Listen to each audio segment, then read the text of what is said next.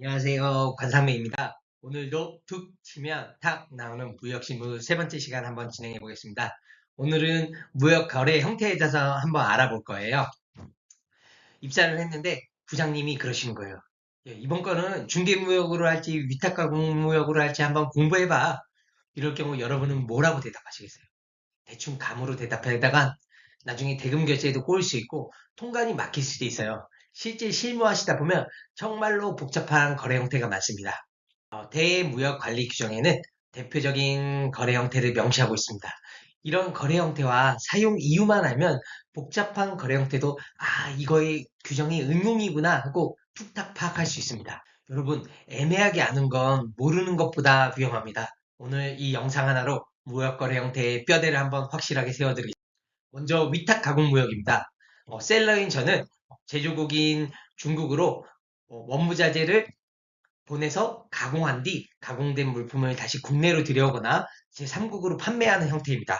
포인트는 가공임을 지급하는 조건이에요. 어떤 케이스가 있을까요? 최근에 한국 의류 수출업체들이 베트남이나 방글라데시나 인도네시아에 제조 공장을 많이 세워두잖아요. 즉 해외 국가의 저렴한 노동력을 활용하기 위함이죠. 그다음에 수탁 가공 무역입니다. 수탁 가공 무역은 가격액을 영수하기 위한 조건입니다. 외국에서 원자재를 우리나라에 보내주면 우리나라에서 제조 가공해서 다시 해당 셀러의 국가로 보내주거나 아니면 바이어로 바로 판매하는 형태입니다. 이건 왜 할까요? 우리나라는 인건비가 비싸잖아요. 즉 이거는 선진국의 기술 활용을 하기 위함입니다. 어떤 게 있을까요? 일본의 반도체 웨이퍼 업체가 웨이퍼를 보내주면 한국에서 패키징 작업만 해서 다시 일본으로 보내는 그런 형태의 무역을 예로 들 수 있겠죠. 그 다음에 위탁 판매 수출입니다. 셀러인 저는 물품 등을 무한으로 미국에 판매합니다. 그리고 해당 물품이 미국에서 판매된 범위 안에서만 바이어의 수수료를 제하고 다시 대금을 수령받는 그런 계약입니다. 어떤 게 있을까요? 제가 화장품 제조자인데 미국에 진출한 적이 없어요. 그럴 경우 미국에 직접 진출한다면 지사도 세워야 되고 인건비도 들고 그리고 만약에 미국에서 실제적으로 물건이 안 팔렸을 때는 상당한 리스크를 질 수 있겠죠. 그래서 우선은 미국의 유통상에 보내는 거예요. 보내서 시장 상황 테스트도 할 수 있고 미국의 유통상은 뭐가 좋을까요? 미국에서 유통상은 물품을 우리가 셀러인 제가 보냈는데 500개 중에 400개를 판매하고 100개는 남았어요. 그럼 이 100개는 누구 책임일까요? 셀러의 미국 유통상이 재고가 아니에요. 그래서 미국 유통상은 자기가 판매한 범위 내에서만 책임을 지기 때문에 재고 부담이 없는 거예요. 수탁 판매 수입은 똑같습니다. 물품 등을 무한으로 수입해서 해당 물품이 판매된 범위 안에서만 대금을 결제하는 계약에 의한 수입입니다. 제가 우리나라에 진출한 적이 없는 프랑스 명품 가방을 수입했어요. 프랑스 수출자는 지사나 이런 거 세우면 상당한 리스크가 있잖아요. 국내 셀러인 저한테 판매를 위탁하는 거죠. 그 다음 중개무역입니다. 중개무역의 정의를 한번 볼게요. 수출할 것을 목적으로 물품 등을 수입하여 보세구역 및 보세구역 외 장치에 허가받은 장소 또는 자유무역 지역 이외에 국내에 반입하지 않고 수출하는 수출입. 너무 어렵지 않아요? 제가 상사에 있다가 관세사 공부를 하면서 이 규정을 봤을 때 무슨 소리야 이랬어요. 저조차 이해가 안 되는 거예요. 그래서 간단하게 말하자면 저는 제조국인 멕시코와 물품 구매 계약을 체결해요. 그리고 영국의 바이어한테는 판매 계약을 하는 거죠. 즉 두 건의 계약이 발생하는 거예요. 두 건의 계약이 발생하는 게 중개무역의 핵심이에요. 저는 멕시코 물품을 100원에 사서 영국에 120원에 판매하면서 20원의 마진을 취득하는 게 중개무역이죠.